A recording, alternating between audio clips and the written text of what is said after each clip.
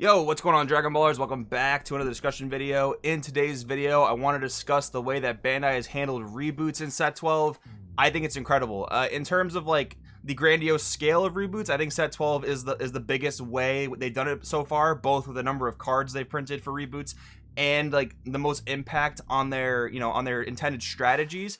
I think they've done a phenomenal job. Like, we got the reboot leaders with like Reboot Hit, Reboot Gohan back, I think, in like Set 9, and those were really good. Not all of them were playable, but those were solid in terms of impact. Soul Striker Reboot, of course, was an excellent impact, but that was only like the one reboot card out of like that entire set, right? This one, lots of reboot stuff to talk about. We're going to talk about that in today's video. Lots of great stuff to consider if you're going to look at these archetypes and want to play them. Today we'll kind of go through like a rundown of how you can approach them if you want to build these decks. But anyways, guys, if you're new here, definitely subscribe.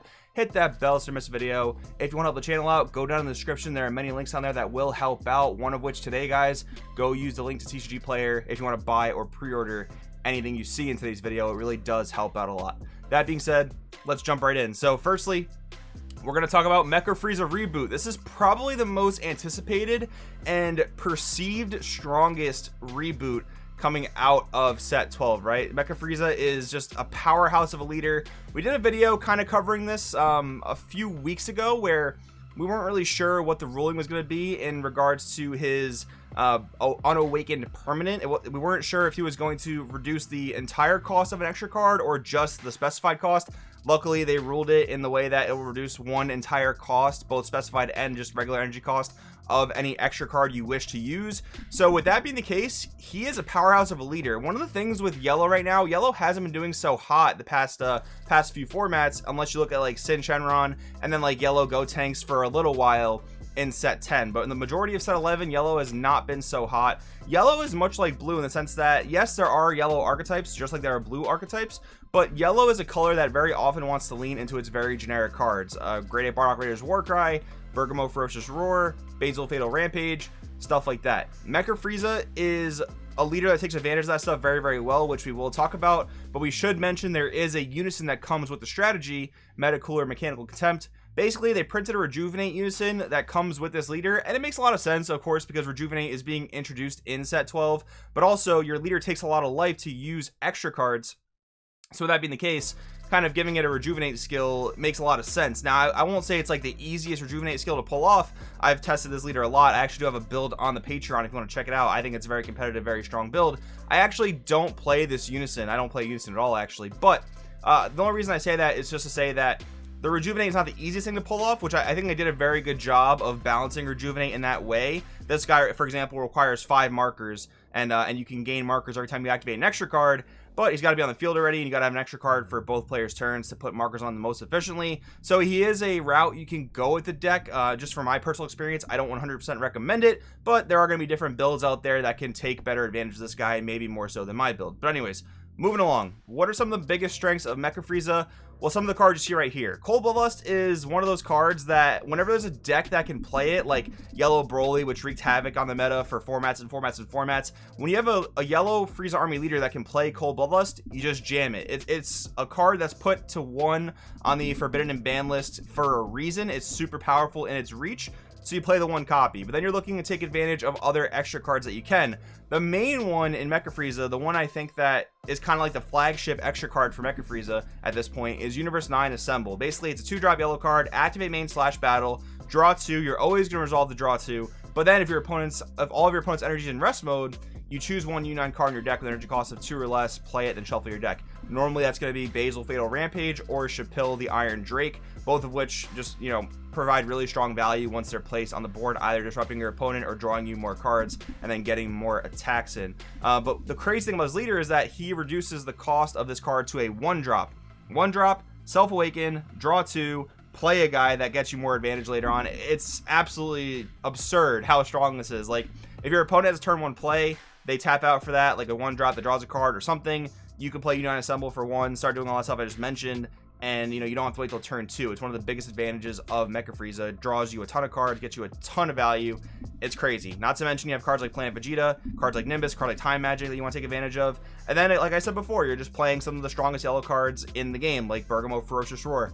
Bergamo Ferocious Roar is a really interesting one to look at because there are so many ways to trigger him while playing Mecha Frieza, because the leader actually has the inherent ability to tap one of your opponent's battle cards when you activate an extra card. So U9 Assemble, for instance, trigger your Awakened leader. If you use it on your Awakened side, tap something, you can play Bergamo, and you got that tap by using U9 Assemble for 0 energy. That's one of the main reasons why Zamasu Super Combo and Bergamo are such a great pair, because Zamasu taps something for 0 energy, which then leaves you 2 available energy to play Bergamo. It's much in the same vein as using U9 Assemble to serve the same purpose, and that can be done with a myriad of other extra cards for 1 or 0 energy, right?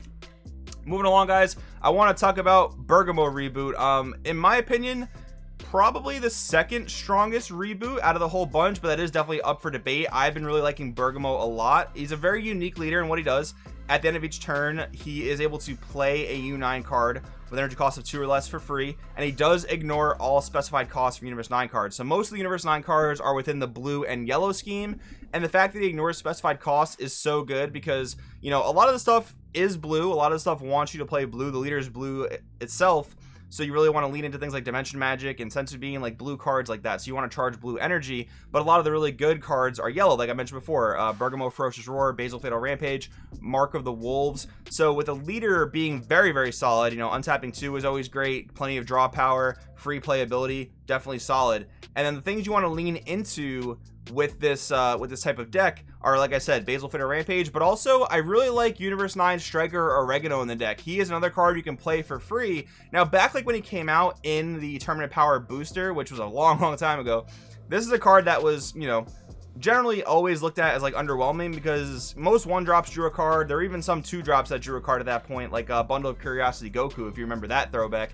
But U9 Striker Oregano is pretty good in the sense that he puts one back to draw 2, but it had to specifically be a U9, and there was never really a great U9 archetype to run with this guy. But the fact that your leader can play this for free is great because you can play it, then you can bottom deck one of your 4-drop Bergamos, which is basically your Deadly Defender. Also gives all your other dogs barrier. We'll talk about how to play that in just a second. So you can bottom deck that, which can then be summoned from the deck later on, and then you get the draw 2. So it's actually this great filter in the deck. I like it a lot. And you'll notice a big fat X over our boy Obuni here.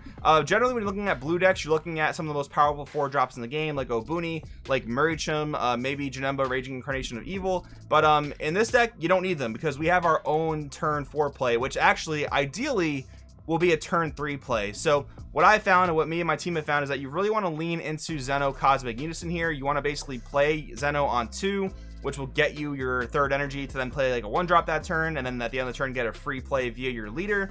So you should always have Basil Fatal Rampage on the board by your turn 2, turn 3. And then once you get to turn 3, Zeno ramp to 4, play Trio of Dangers, Mark of the Wolves, which again is basically colorless in this deck because your leader ignores the specified cost. When you play him, you get to play 2 different blue U9 cards, specified cost of 4 or less. So one of the targets is always going to be your 4-drop Bergamo. Again, another super rare coming out of the Tournament Power Booster.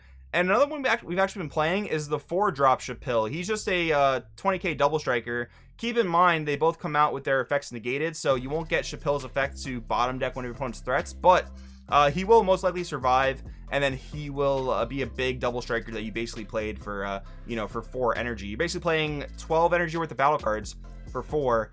Definitely very, very solid. Keep in mind, though, while Mark of the Wolves does have Deflect, the cards you are playing are not necessarily protected from counterplay, which is a bit unfortunate. Do what you can to try and deal with your opponent's Unison. Basil Fatal Rampage can help out with that in the right scenarios if your opponent taps enough cards.